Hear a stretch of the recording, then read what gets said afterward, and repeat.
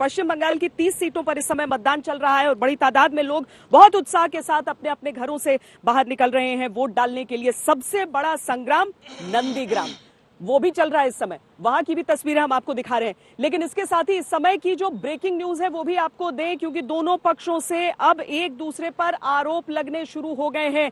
दोनों पक्षों की तरफ से पहले टीएमसी की तरफ से आरोप लगा कि जो टीएमसी के एजेंट्स हैं उन्हें नहीं बूथ पर रहने दिया जा रहा है, उन्हें बंधक बनाया जा रहा है, मारपीट की जा रही है। और इसके साथ ही अब बीजेपी की तरफ से भी डेबरा से जो कैंडिडेट हैं उनकी तरफ से आरोप लगाया गया है कि जो बीजेपी के पोलिंग एजेंट है वहां पर उन्हें बूथ से बाहर कर दिया गया है। वहां पर बहुत बड़ी तादाद में लोग जमा थे। अब जाहिर है एक तरफ केंद्रीय बल पर आरोप है, एक तरफ पश्चिम बंगाल की मशीनरी पर आरोप है, और इन दोनों आरोपों पर क्या कहा जा रहा है एक बार जल्दी से सुन लेते हैं। हमारे संवाददाता अनुपम मिश्र भी हमारे साथ इस समय है। अनुपम, दोनों तरफ से आरोप लग चुके हैं, दोनों तरफ से आरोप लग रहे हैं, और इन दोनों आरोपों के बीच आपको क्या जमीन पे शांति दिख रही है?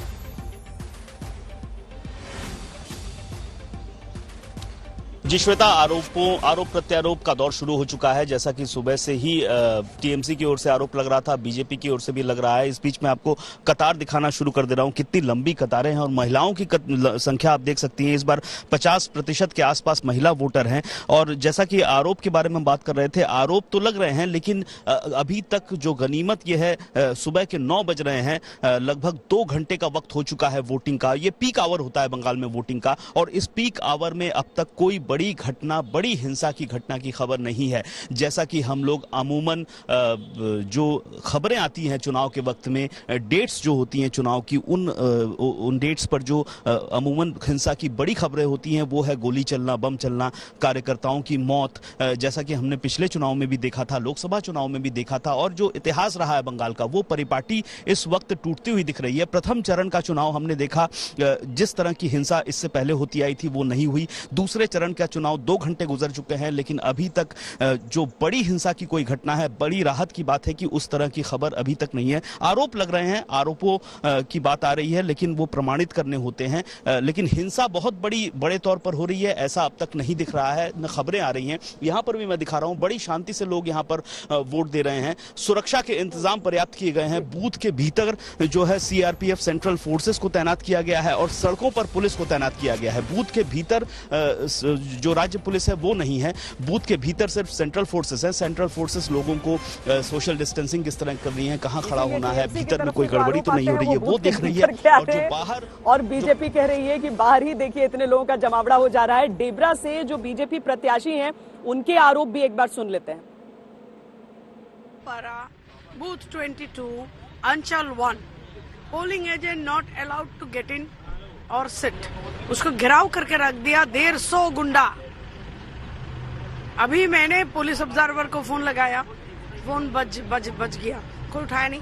जनरल ऑब्जर्वर को मैंने बोला, मैडम ने बोला स्ट्राइकिंग फोर्स जा रहा है, वी आर वेटिंग। बहुत ही धमकी देके फिर पोलिंग बूथ में घुसा रहा है, बाहर धमकी, फिर अंदर भेज रहा है।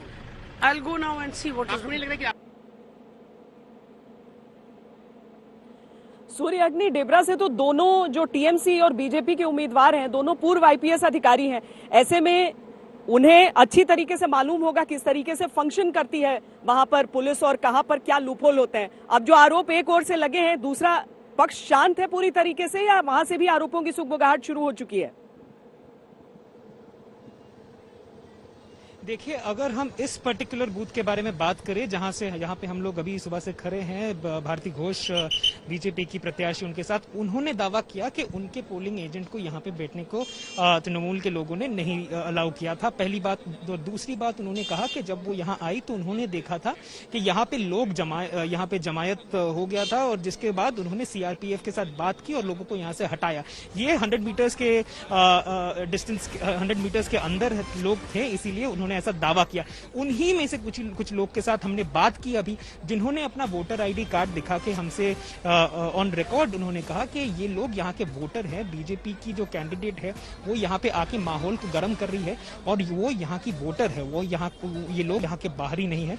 तो प्रॉब्लम उनके हिसाब से प्रॉब्लम जो है वो बीजेपी की कैंडिडेट आके इस पर्टिकुलर बूथ में क्रिएट कर रही है। तो सुबह से आरोप प्रत्यारोप दोनों तरफ से एकदम बहुत ही एकदम गंभीर हिसाब से चल रहे हैं। देबरा को लेकर अगर हम बात करें, देबरा हाई प्रोफाइल सीट इसीलिए है कि जैसे आपने कहा IPS versus IPS, Humayun Kabir former IPS Trinamool के candidate versus Bharati Ghosh former IPS और बीजेपी की कैंडिडेट, इन दोनों में ये घमासान जंग हो रहा है और आगे देखना है कि ये दिन कैसे निकलता है। सुबह से हमने देखा है कि कितने आरोप प्रत्यारोप लग रहे हैं। Back to you.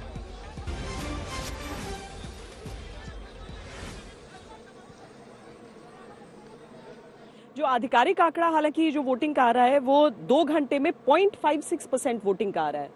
जयंतु ji, 0.56% voting का आंकड़ा आ रहा है 2 घंटे के अंदर। हाँ, देखिए यहाँ परसेंटेज ऑफ वोट जो है हाँ। उम्मीद है कि ज्यादा होगा और ये जो परसेंटेज अभी दिखाई दे रहे हैं मुझे लगता है कि लंच के बाद, क्योंकि टाइमिंग जो है उस हिसाब से बढ़ता है और ये परसेंटेज ऑफ वोट जैसे फर्स्ट फेज में हुआ मुझे लगता है सेकंड फेज में भी वही परसेंटेज ऑफ वोट वो रहेगा। और पश्चिम बंगाल में एक तो संस्कृति है ज्यादा वोट होने का और उस समय ममता बनर्जी कहते थे कि सीपीएम जब रूलिंग पार्टी थे कि रिगिंग के कारण, साइंटिफिक रिगिंग के कारण 90% तक ज्योति बासु के टाइम में हुआ था और उस समय ज्योति बासु के सरकार कहते थे कि जागरूकता है, लिटरेसी है, इसीलिए वोट हो रहा है। और आज जो परसेंटेज ऑफ वोट ज्यादा हो रहा है ये एंटी एस्टेब्लिशमेंट, एंटी इनकम्बेंसी का वोट है, ये अमित शाह जी कह रहे हैं। तो इसीलिए मुझे लग रहा है ये तो पोस्ट मॉर्टम बाद में होगा। लेकिन मैंने अभी नंदीग्राम के 1-2 बूथ देख के आ रहा हूँ, मैंने देखा है कि वुमेन पार्टिसिपेशन बहुत ज्यादा है और मतलब एक नई साड़ी पहन के वोट देने जा रही हैं। यही तो सुंदरता है यहाँ की, यही तो सुंदरता है जयंतु जी कि हम डॉक्टर निखिल कि हम यहाँ पर हमेशा देखते हैं कि जिन इलाकों में ज्यादा इस तरह की बातें होती हैं कि हिंसा वगैरह, वहाँ का वोटर अपनी जान पर खेलकर एक्चुअली जा रहा होता है। अब तो धीरे धीरे चीजें बदल रही हैं, लेकिन तब से न जाने किस समय से हम देखते हैं कि नई साड़ी खरीदे हैं, क्यों आज वोट डालने जाना है। तो ये चीज तो हमेशा एक स्वस्थ परंपरा होती है। लेकिन ये जो बीजेपी कैंडिडेट आरोप लगा रही है कि वहां पर गड़बड़ी हो रही है, डराया धमकाया जा रहा है, या फिर टीएमसी आरोप लगा रही है, ये चीजें क्या है? ये सिर्फ पॉलिटिकल पोस्चरिंग रहती है मतदान के दिन? देखिए, ये तो पहली बात मैं ये कहूं कि जो लोकतंत्र का महापर्व यहाँ लोग मनाते हैं, कई लोग जो बाहर जो श्रमिक भी जो काम करते हैं देश के विभिन्न कोनों में, वो छुट्टियां लेकर के आते हैं, जो सरकारी कर्मचारी है वो भी आते हैं। तो इसको अपना एक लोकतांत्रिक कर्तव्य के रूप में यहाँ के लोग देखते हैं। दूसरी बात, जहां तक हिंसा और ये धमकाने की बात आ रही है, तो यहाँ देखिए इस क्षेत्र में पहले भी ऐसी घटनाएं घटती रही हैं और इस तरह से जो सामाजिक रूप से जो विभक्त है, 2 तरह से होता है। एक तो लोगों को जो कई गांव ऐसे हैं, कई कस्बे ऐसे हैं, पाड़ा या ऐसे लोकेलिटीज है जहां की लोग कहते हैं ये तृणमूल का है, ये बीजेपी का है। तो तृणमूल वाले कभी पहले क्या करते थे कि पूरी तरह उनको घेर लेते थे, उनको निकलने ही नहीं देते थे। दूसरी बात, सड़कों और गलियों पर कुछ लोग घूमते रहते हैं, अपना चले जान आर अनेक होलो हमरा दिए छी। और उसके बाद बूथ में जो लोग बैठते हैं, तो कई जगह बूथ वालों को बैठने नहीं वोट देने जा रहे, वो बांग्ला का प्रयोग ज्यादा कर रहे हैं, तो मतलब इसका सीधा मतलब वो ये कह रहे हैं कि वहीं से चले जाने के लिए कहते हैं कि बहुत हो गया, अब वापस। एक चीज मैं बोल सकता हूँ, ऐसे हैं जो बोल रहे हैं कि इस बार नंदीग्राम में मुझे इसीलिए शंका होता है कि हिंसा का, क्योंकि ये चुनाव एक्चुअली तृणमूल वर्सेस तृणमूल भी है, क्योंकि शुभेंदु अधिकारी is the BJP force. BJP का ऑर्गेनाइजेशनल स्ट्रेंथ जो है उससे ज्यादा शुभेंदु का है। तो ये शुभेंदु का तृणमूल वर्सेस ममता का तृणमूल में ज्यादा हिंसा होने का एक शंका होती है। ये इंटरेस्टिंग पर्सपेक्टिव है। और एक 3 चीज मैं बता दूं नंदीग्राम के परिप्रेक्ष्य में। पहला, जो शुभेंदु जी का व्यक्तिगत अपील, ठीक है। दूसरा, बीजेपी का जो अपना वोट 30% था जब शुभेंदु जी नहीं थे हमारे साथ, मतलब बीजेपी के साथ, मैं चूंकि प्रवक्ता हूं तो कई बार। और तीसरा ये है कि जो आईएसएफ का जो फैक्टर है, सीपीएम की जो प्रत्याशी वो भी काफी एक्टिव है। और अब्बास सिद्दीकी ने भी दौरा किया है। 34% पॉपुलेशन है, मुस्लिम आबादी है नंदीग्राम ब्लॉक 1 में। लग रहा है मुस्लिम वोट बटेंगे? तो मुस्लिम वोट का बंटवारा कितना होता है? कई बार मुस्लिम वोट ये भी वो लोग ये कह रहे हैं कि विकास नहीं हुआ हमारा। उसमें इन सारे फैक्टर्स को भी सिद्दीकी इंडियन सेकुलर फ्रंट अगर एक मुस्लिम कैंडिडेट देते तब होता, तब वो होता। चलिए, हम अलग अलग नेताओं की बातें भी आपको सुना रहे हैं, तो ये रिपोर्ट भी देख लीजिए, फिर चर्चा को आगे बढ़ाते हैं। हमारे साथ इस वक्त मौजूद है शांतिका बैनर्जी, तृणमूल कांग्रेस की कैंडिडेट और अभिनेत्री। आप अगर बता सकते हैं यहाँ पे क्या इश्यूज थे? जी, इश्यूज बहुत ही मैं क्या बोलूं, मैंने आई हैव नो वर्ड्स। 2 घंटे से हमारे वोटर्स वोट नहीं कर पाए। यहाँ पे ईवीएम मशीन, दोनों ईवीएम मशीन नहीं चल, they were not working, the EVM machines were not working here and 7 बजे से वोटिंग चालू हुई है। यहाँ पे बहुत एल्डरली बहुत जन थे, वो लोग काफी जन वापस भी जा चुके हैं, क्योंकि यहाँ पे बांकुड़ा में बहुत गर्मी है। क्योंकि यहाँ पे लोग चाहते हैं कि सुबह सुबह आके अपना वोट देके उन लोग वापस जाए, पर यहाँ पे 2 ईवीएम मशीन सुबह से काम नहीं कर रही थी। परेशानी हो रही है, लेकिन ये आप क्या कह रहे हैं कि अगर अब ये बीजेपी को आप कह रहे हैं कि या ये प्रिसाइडिंग ऑफिसर की दोष है? देखिए, अभी किसकी दोष है वो समझने की कोशिश मैं अभी नहीं कर रही हूँ, क्योंकि मेरे लिए जो जरूरी है कि मेरे वोटर्स जो लोग वापस जा चुके हैं उनको रिक्वेस्ट करके बोलूं कि वापस। आप लोगों को क्या कहना चाहेंगे? आप क्या कॉन्फिडेंट है जीतने कि आप यहाँ से जीतेंगे? देखिए, मैं कॉन्फिडेंट हूँ, मैं बहुत ज्यादा कॉन्फिडेंट हूँ। मुझे पता है कि बंगाल और बांकुड़ा दीदी को ही वोट करेंगे, दीदी के लिए ही वोट करेंगे। शायद इसीलिए दोनों स्ट्रांग बूथ पे ईवीएम मशीन्स 2 घंटे से बंद थी। तो हल्दिया के तट पर ये जो शांति आपको दिख रही है, भले अब हल्की हल्की लहरें तट की ओर चलने लगी हैं, लेकिन यहाँ जो शांति दिख रही है उससे बिल्कुल विपरीत चल रहा है यहाँ की पोलिंग बूथ्स के बाहर, जहां मतदाता तो शांति से खामोशी से अपने वोट डालने आ रहे हैं, लेकिन राजनीति के खूब आरोप लग रहे हैं। कहीं कहा जा रहा है कि 2 घंटे से ईवीएम की मशीनें नहीं चली हैं, कहीं पर यह कहा जा रहा है कि एजेंटों को बाधित किया जा रहा है। शशि शेखर जी भी हमारे साथ हैं। शशि शेखर जी, चूंकि हमने 2 महिला उम्मीदवारों को बैक टू बैक देख लिया, एक तरफ से आरोप लग रहे थे, दूसरी तरफ से भी आरोप लग रहे थे, लेकिन बंगाल में ये परंपरा हमने देखा कि ममता बनर्जी, और ये बहुत इंटरेस्टिंग डेटा है शशि शेखर जी, कि पहली बार ऐसा हुआ है कि कोई सत्तारूढ़ दल ने इतनी बड़ी संख्या में महिला उम्मीदवारों को टिकट दिया हो। ये उसकी कामयाबी का कारण है, या एक महिला चेहरा है, या एक जो मुख्यमंत्री का इकलौती महिला मुख्यमंत्री समूचे हिंदुस्तान में, या फिर ये कि ये tried and tested formula Bengal में हो गया है। महिला मतदाताएं निकल रही हैं और महिला उम्मीदवारों पर भरोसा भी दिखा रही हैं।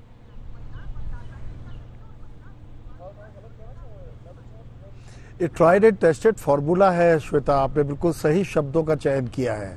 आप अगर 2014 से लेकर अब तक की राजनीति देख लीजिए तो बीजेपी के फेवर में क्यों सारी महिलाएं या अधिकांश महिलाएं वोट करती थी।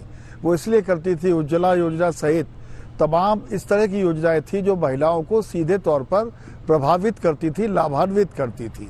आज बंगाल में भी जब दीदी की बात आती है, ममता बनर्जी की, तो उनकी 4 जो महिलाओं संबंधी योजनाएं हैं उसकी विशेष तौर पर चर्चा होती है। और महिलाएं, जैसा कि पिछले सेगमेंट में हम चर्चा कर रहे थे, कि वो फैसला कुन मतदाता हो गई हैं, वो लोकतंत्र में अपने अधिकारों का प्रयोग करती हैं, और बिहार में तो रक्षक साबित हुई जो विनिंग कॉम्बिनेशन था उसके लिए। तो बंगाल में भी अधिकतर दारोमदार उन्हीं के ऊपर है। महिलाओं के बारे में एक बात और है, महिलाएं अपने परिवार की सुरक्षा चाहती हैं, समाज में शांति चाहती हैं, और इसलिए वो उन लोगों के फेवर में वोट करती हैं जो कि किसी तरीके के विभेद और उस तरह की चीजों को नहीं बढ़ावा देते जिससे कि अशांति फैले। इसलिए महिलाओं पर सारा दारोमदार बंगाल में भी आता है।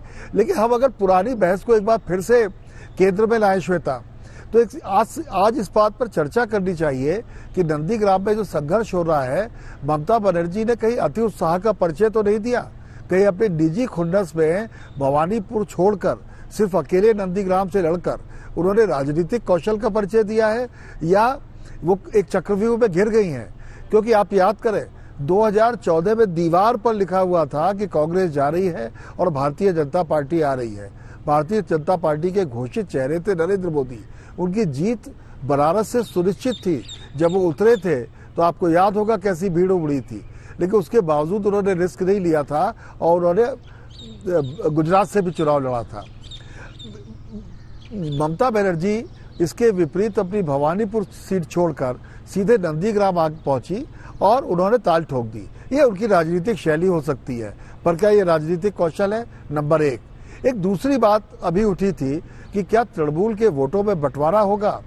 देखिए, ऐसा है कि जब कोई भी भारतीय जनता पार्टी के पास अपना नेटवर्क नहीं था तो उन्होंने इस तरह से जो उनके कुछ खास चेहरे थे जो असंतुष्ट थे।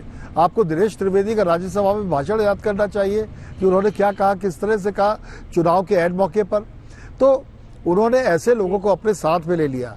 लेकिन डिसिडेंट्स बनाम जब मुख्य नेता की बारी आती है तो अब तक इतिहास का एक दस्तूर है कि आमतौर पर मुख्य नेता ही जीतते हैं। और ये आप याद कीजिए, पुराना जनसंघ से जब बलराज मधोक राष्ट्रीय अध्यक्ष हुआ करते थे, वो गए तो उनका क्या हाल बना। तो अभी ये देखना इंटरेस्टिंग होगा जीतेगा कौन, हारेगा कौन। लेकिन नंदीग्राम ने कुछ ऐसे यक्ष प्रश्न खड़े कर दिए हैं जिनके जवाब के लिए हमें और आपको 2 मई का इंतजार करना ही करना होगा। श्वेता,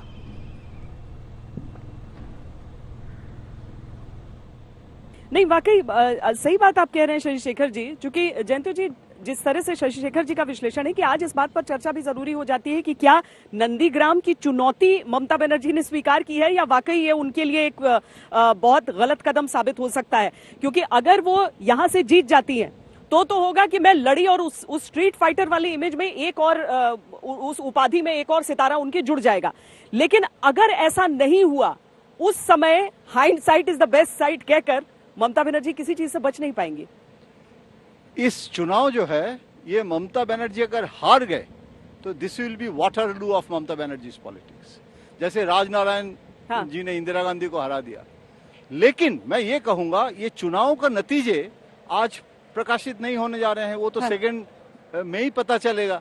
तो ये जो चुनाव में भाजपा का जो साइकोलॉजिकल वॉरफेयर में जो विक्ट्री है, साइकोलॉजिकल वॉरफेयर में, वो दूसरी चुनाव में, दूसरी चरण में, अभी तो 8 चरण तक है, तो वो भी एक इम्पैक्ट कर सकते हैं। इसीलिए भाजपा भी एक साइकोलॉजिकली जो ओवर कॉन्फिडेंस प्रोजेक्ट करना भी एक पार्ट ऑफ स्ट्रेटेजी है।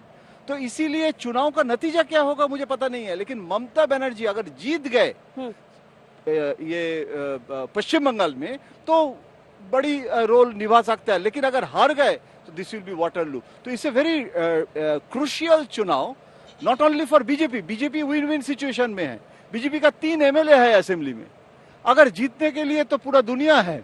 लेकिन मतलब अगर हार भी जाए बीजेपी तो मेन ऑपोजिशन बन गए। पश्चिम बंगाल में बीजेपी कहाँ था? बड़ी बढ़त है। हाँ, कितना कम समय में।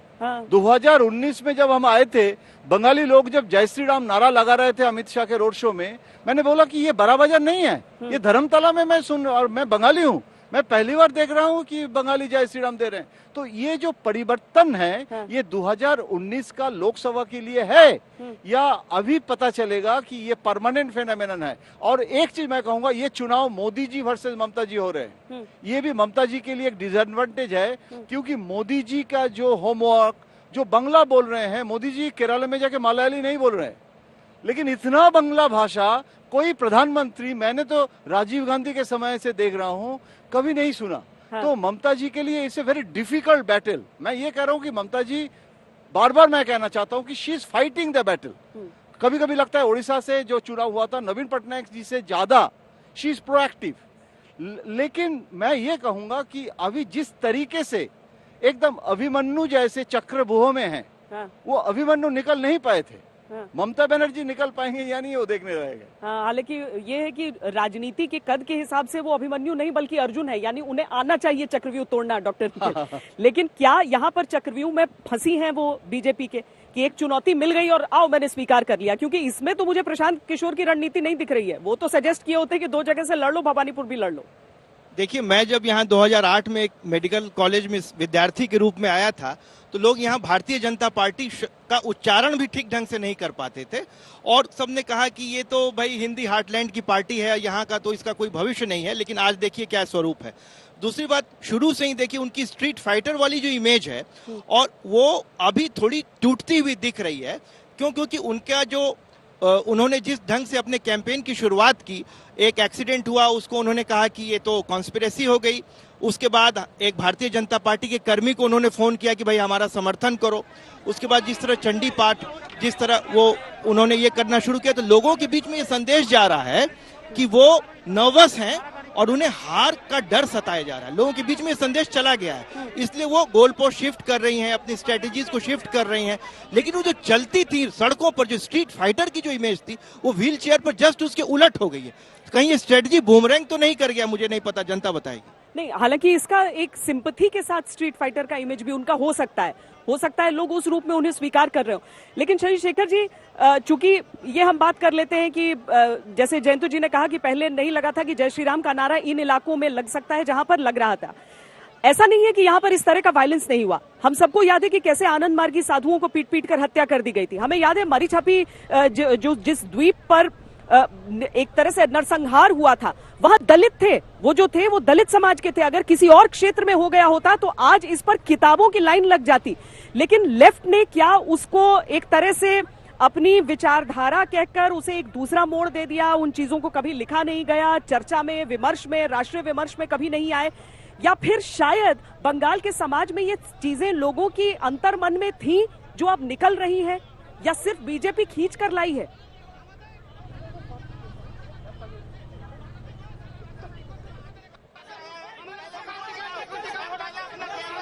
अच्छा शशि शेखर जी, हम आपके पास लौटेंगे, लेकिन डेबरा इस बार चल रहे हैं हम, क्योंकि वहां पर सूर्याग्नि है और सूर्याग्नि वहां पर कुछ हंगामा हमें दिख रहा है। बताएं क्या हो रहा है?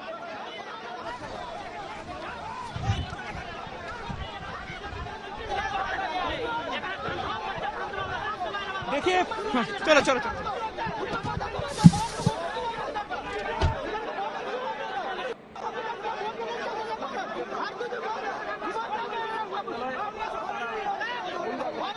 डेबरा के बारे में बात करें तो यहाँ पर भारती घोष जो बीजेपी की कैंडिडेट थी, इस्लामपुर के इस पर्टिकुलर बूथ पे वो आई थी। आके उन्होंने दावा किया कि यहाँ पर 100 मीटर्स के अंदर लोग जमायत हो रही है, बाहर के लोग आके जमायत वो लोग कर रहे हैं, और उन्होंने सीआरपीएफ से बात की। उसके बाद वहां से लोगों को हटाया गया, ऐसा ही भारती घोष का दावा है। लोकल जो लोग थे उनके साथ हमने बात की, उन्होंने दावा किया कि वो वहां के वोटर्स थे, जो लोग वहां पे वोट देने आए थे, और उन्होंने अपना वोटर आईडी कार्ड भी दिखाया हम लोगों को ऑन रिकॉर्ड। और इसी के बाद दोनों तरफ से आरोप प्रत्यारोप लगातार कॉन्स्टेंटली चल रहा था। लोगों का दावा था कि शांतिपूर्वक सा कंप्लीटली सब कुछ हो रहा था, लेकिन भारती घोष ने आके वहां पे माहौल जो है उसको गर्म कर दिया, एकदम उसको इंस्टिगेट करने की वो कोशिश करी थी। ऐसा ही लोग वहां के जो थे उन्होंने दावा किया है। और भारती घोष ने कहा है कि उनके जो इलेक्शन कैंडिडेट हैं उनको गुंडों ने वहां से निकाल दिया है। हम एक बार कोशिश करेंगे। नहीं, सूर्याग्नि, इस समय जो हंगामा है वो कौन कर रहा है? इस समय हंगामे ये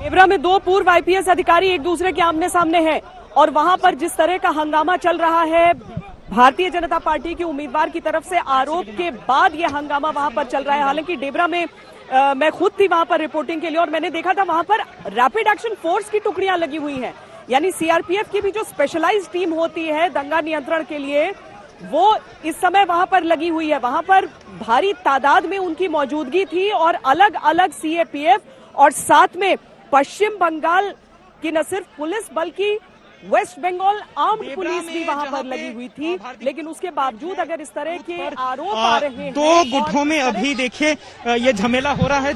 आप देख सकते हैं कि कैसे एक जो गांव वालों के साथ भारती घोष के जो यहाँ के जो मतदान देने वाले लोग भारती घोष के साथ जो थे उनके साथ झड़प होगी। पुलिस को हटा रही है यहाँ से भारती घोष के लोगों को।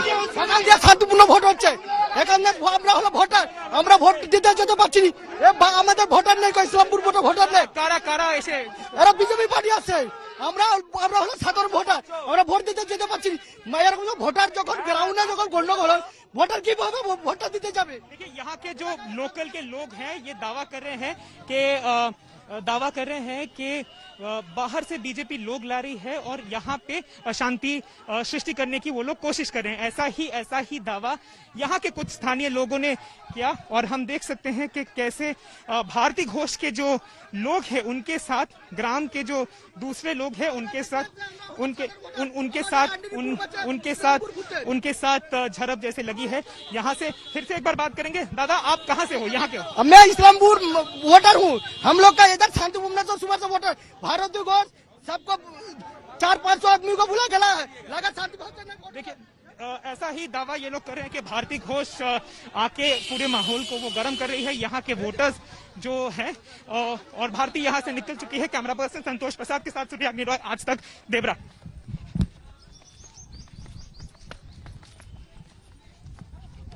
अपनी तरफ से आरोप लगा रही है कि बीजेपी एजेंट को बाहर किया जा रहा है। जो वहां पर लोग हैं वो कह रहे हैं कि वो अपने साथ 200-300 लोगों को ले आई हैं और इस्लामपुर के वोटर को वोट नहीं डालने दे रही है। तो इन सारे आरोपों के बीच मतदान जो चल रहा है उसकी भी एक तरफ तस्वीरें हैं, लेकिन ये जो उस जगह की तस्वीर हम आपको दिखा रहे थे जहां पर भारती घोष पहुंचकर और ये आरोप लगा रही थी कि उनके साथ पक्षपात किया जा रहा है, लेकिन उनके सामने टीएमसी के समर्थक भी खड़े हो गए हैं जो कह रहे हैं कि नहीं, मामला पूरी तरीके से उल्टा है। और इसी के बीच टकराव की ये तस्वीरें जो हम आपको साथ साथ में दिखाते रहेंगे।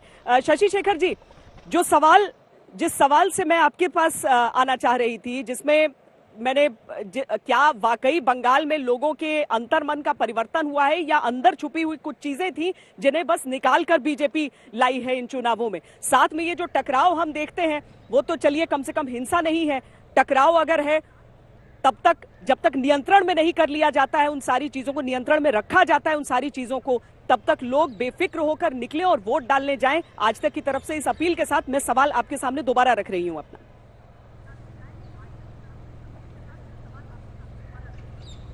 श्वेता, दो बातें बहुत साफ है, हम इस पर चर्चा कर चुके हैं। मैं एक बार फिर से उस बात को दोहराना चाहूंगा कि आरोप प्रत्यारोप लगते रहेंगे, लेकिन अगर मतदान के लिए लोग उबड़ पड़े हैं तो वो अपने मन की बात बैलेट के जरिए जरूर रखेंगे, इसमें कहीं कोई दो राय नहीं है।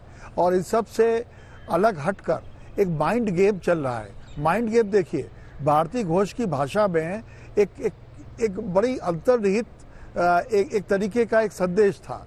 उन्होंने कहा लुंगी ब्रिगेड। अब ये लुंगी ब्रिगेड क्या होता है? तो वो एक साबित करना चाहती थी वोटर्स के एक तबके को कि एक निश्चित तरह के लोग रोक रहे हैं।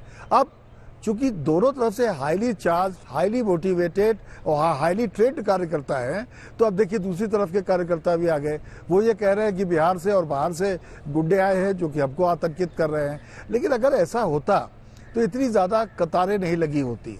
तो देखिए ये आरोप प्रत्यारोप है और इन आरोप प्रत्यारोपों के जरिए अपने अपने वोट बैंक को वो मीडिया के जरिए भी प्रभावित करने की कोशिश कर रहे हैं, निश्चित शब्दों को, निश्चित वाक्यों को बोलकर। आप जरा देखिए, इस्लामपुर का जो कार्यकर्ता बोल रहा था कि बाहर से 300-400 गुंडे आए हैं। कल ममता बनर्जी ने क्या कहा था? ममता बनर्जी ने भी यही कहा था कि बीजेपी बाहर से गुंडे लाई है और वो अपने ही किसी महिला कार्यकर्ता की हत्या कराना चाहती है। तो अगर आप बड़े नेताओं से लेकर साधारण कार्यकर्ता तक अगर आप भाषा का प्रवाह देखें तो आप पाएंगी कि एक ही तरह के शब्दों का प्रयोग किया जा रहा है। और वो एक तरह के शब्दों का प्रयोग सिर्फ वोटर्स को ध्रुवीकृत करने के लिए हो रहा है। पर मैं फिर कहना चाहूँगा कि इन सबसे परे एक बंगाल है, इन सबसे परे एक बंगाली जनता है। और उस बंगाली जनता के मन की जो आकांक्षा है वो आपने भी गौर किया होगा घूमकर कि आपको छोटा सा आभास मिलेगा। वहाँ के लोग मुट्ठी बंद रखते हैं। अगर आप 100 लोगों से बात करेंगे तो 20 ही बोलेंगे।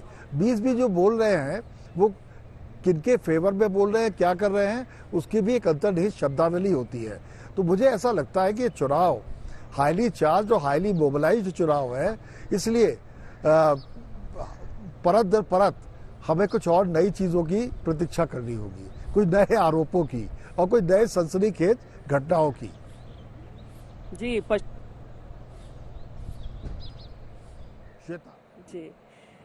जी, हम एक बार फिर डेबरा की तस्वीरें आपको दिखाते हैं जहां से सूर्याग्नि हमें बता रहे हैं कि क्या चल रहा है। सूर्याग्नि, क्या अब स्थिति नियंत्रण में आई या अभी भी उतना ही तनाव दिख रहा है?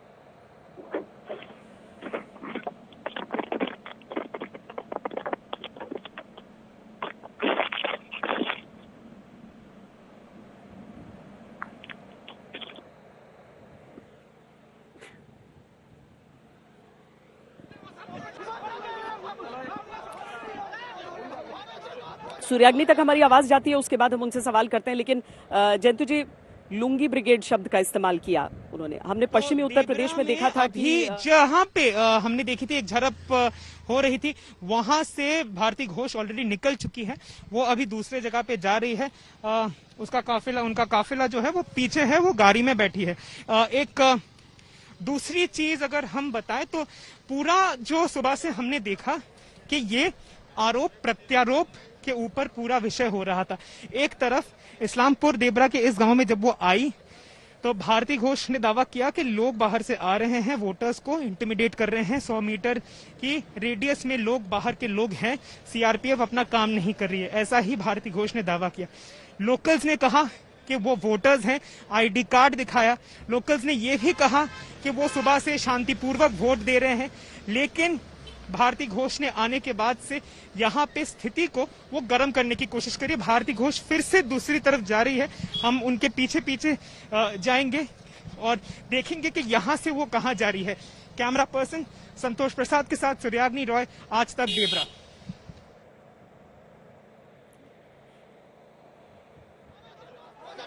जयंती जी, जो लुंगी ब्रिगेड शब्द का उन्होंने इस्तेमाल किया, या ये क्या एक संदेश होता है, जैसा हमने पश्चिमी उत्तर प्रदेश में 2019 के चुनावों में देखा था, ये संदेश कि देखो एक समुदाय के लोग निकल रहे हैं वोट देने के लिए, तुम भी आओ बाहर जो मेरे वोटर हो, ये वो संदेश होता है, या फिर चुनाव के दिन आखिरी ध्रुवीकरण की कोशिश?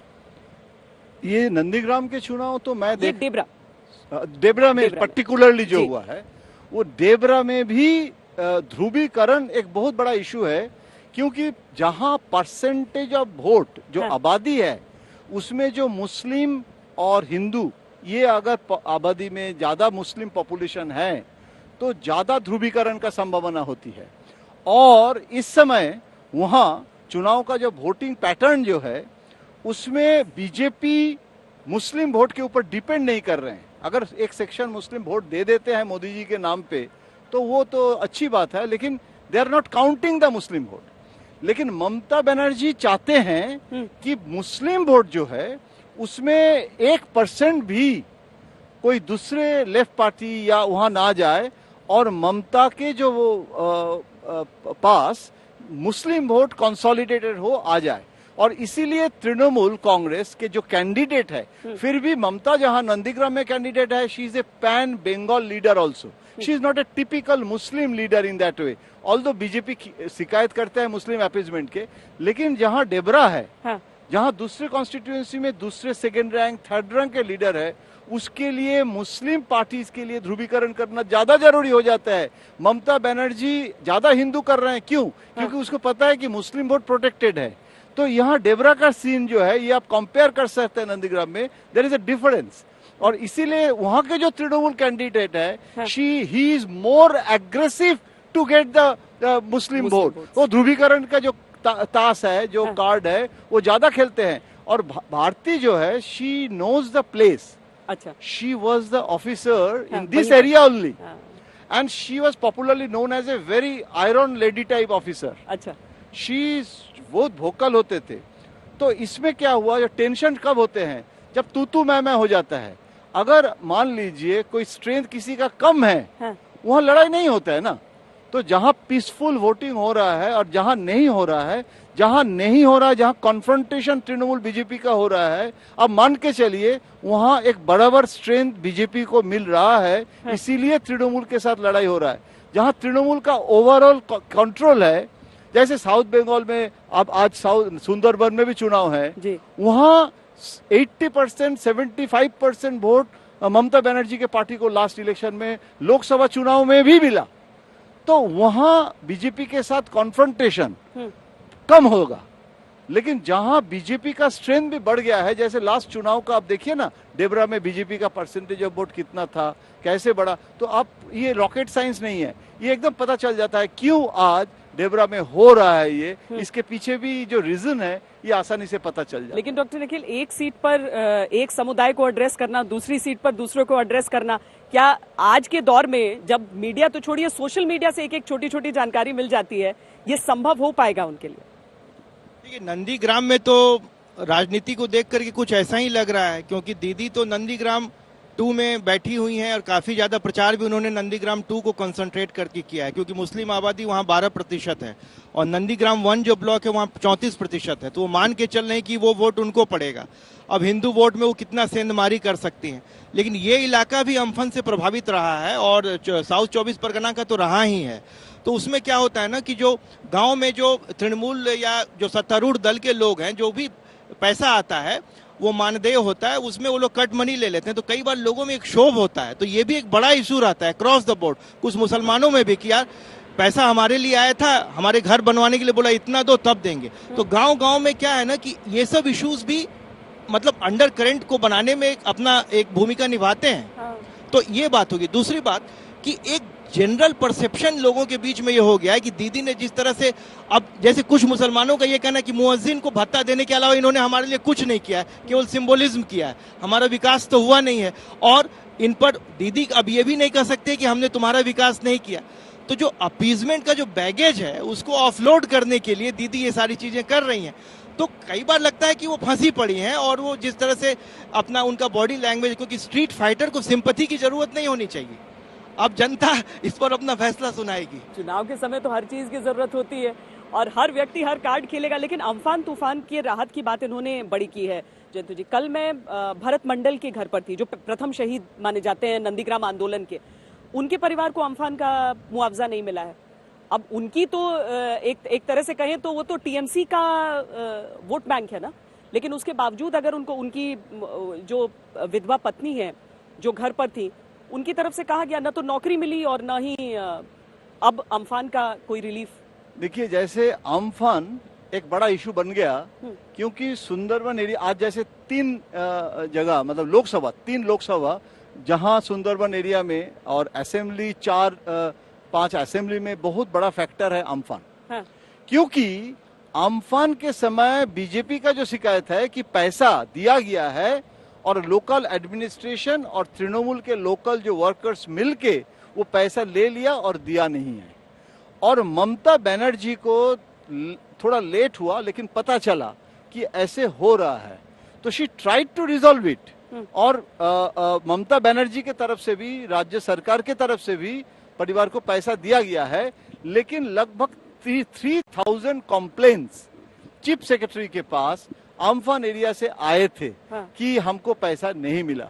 तो जहां आप फ्री राशि राइस दे रहे हैं, चावल दे रहे हैं, दाल दे रहे हैं, वहां अम्फान नहीं दे रहे हैं। हाँ। और वहां socio economically that area Sundarban is a highly poor area, बहुत वीक है। बांग्लादेश बॉर्डर है। अच्छा, आप जानते हैं वहां जो कम्युनिटी है वहां मुस्लिम भी है और वो मुस्लिम को भी तो नहीं मिला। हाँ। और सिर्फ मुस्लिम नहीं, वहाँ आदिवासी है और सबसे बड़ी बात है SC ST है। और वो SC ST सिटीजनशिप बिल के खिलाफ बोलने के कारण वो बीजेपी के तरफ जा रहे हैं, ये भी एक फैक्टर है। जी। तो उस समय अम्फान होने से भाजपा इसको यूज कर रहे हैं अपने विक्ट्री के लिए। तो ममता इसको कॉम्बैट किए हैं, लेट हुआ है लेकिन उसमें एड्रेस किए हैं, कोशिश किए हैं रिजॉल्व करने के लिए। और वो डायमंड हार्बर एरिया के आसपास है क्योंकि वो अभिषेक का कॉन्स्टिट्यूएंसी भी है। तो बहुत सारे इश्यूज मिलके Amphan has become a very complicated issue in this election. जी, और उस इलाके में मैं गई भी थी। दरअसल होते हैं कुछ होते हैं जो लोगों के दिलों के मुद्दे होते हैं, जिनसे उनकी दिनचर्या जुड़ी रहती है, जिंदगी जुड़ी रहती है। कोई भी एक टूटे हुए घर में तो रहना नहीं चाहेगा, वो चाहेगा कि सरकार ने अगर कहा है कि हम मुआवजा दे रहे हैं तो वो मुआवजा दे। लेकिन कुछ ऐसे मुद्दे होते हैं जो चुनाव के दिन खास तौर पर उठते हैं या उसके इर्द गिर्द, जैसे गोत्र का मुद्दा हो गया या फिर आज जिस तरह से आरोप लग रहे हैं। तो एक बार फिर हम भारती घोष की बात सुना देते हैं और उसके बाद अपनी इस चर्चा को जारी रखेंगे, क्योंकि लोगों के मन में वो बातें ज्यादा घर करती हैं जो उनकी जिंदगी से सरोकार रखती हैं, चाहे वो विमर्श का हिस्सा हो या न हो। पहले भारती घोष की बात और उसके बाद चर्चा आगे। बूथ 22 अंचल 1 polling agent not allowed to get in और सिट, उसको घेराव करके रख दिया 150 गुंडा। अभी मैंने पुलिस ऑब्जर्वर को फोन लगाया, फोन बज गया, कोई उठाया नहीं। जनरल ऑब्जर्वर को मैंने बोला, मैडम ने बोला स्ट्राइकिंग फोर्स जा रहा है, वी आर वेटिंग। बहुत ही धमकी देके फिर पोलिंग बूथ में घुसा रहा है, बाहर धमकी फिर अंदर भेज रहा है। I will go now and see what is. एक बार हम जल्दी से आपको ये भी दिखा देते हैं कि नंदीग्राम में क्या चल रहा है। नंदीग्राम में अनुपम मिश्र हमारे साथ इस समय मौजूद हैं। अनुपम, जब तक डेबरा की गहमा गहमी हमने दिखाई है, तब तक जरा नंदीग्राम में क्या क्या हुआ है उसका भी अपडेट दे दीजिए आप। जी बिल्कुल, नंदीग्राम में मैं आपको कतार दिखा दूं सबसे पहले, और आपको बताता चलूं नंदीग्राम में अभी तक बड़ी कोई हिंसा की घटना की खबर नहीं है। आरोप लग रहे हैं कई जगह, नंदीग्राम में आरोप लगाए गए हैं टीएमसी की ओर से खास तौर पर कि बूथ कैप्चर किया गया है, बूथ में घुसने नहीं दिया जा रहा है, जो पोलिंग एजेंट है उसको धमकाया जा रहा है। इसके अलावा चंडीपुर, जहां से अभिनेता सोहम खड़े हुए हैं, वो नंदीपुर के ठीक बगल नंदीग्राम के ठीक बगल वाली सीट है, वहां पर भी इस तरह के आरोप लग रहे हैं। बमबाजी का एक आरोप आ रहा है कि वहां बमबाजी हुई है, लेकिन अभी तक पुख्ता खबर नहीं है। ये टीएमसी का आरोप है, तो अभी तक बड़ी घटना की खबर नहीं है, लेकिन आरोप आ रहे हैं, शुरू से ही लग रहे हैं। और खास तौर पर साइंटिफिक रिगिंग के जो शुरुआत में आरोप लगते रहे हैं, उसी तरह के आरोप यहां पर लग रहे हैं, किस तरह से धमकाकर वोटर को प्रभावित करने की कोशिश हो रही है। श्वेता,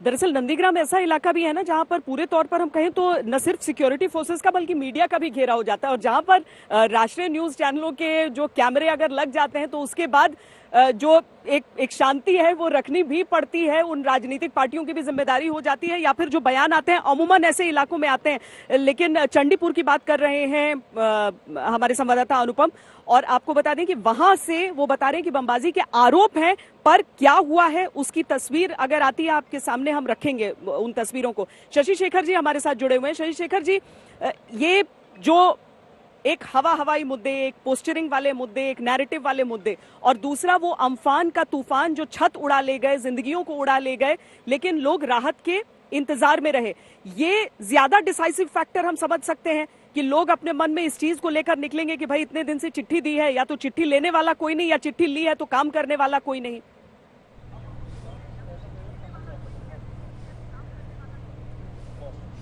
देखिए, इस तरह के मुद्दे लोगों के मन में आक्रोश पैदा करते हैं श्वेता, इसमें कोई दो राय नहीं है।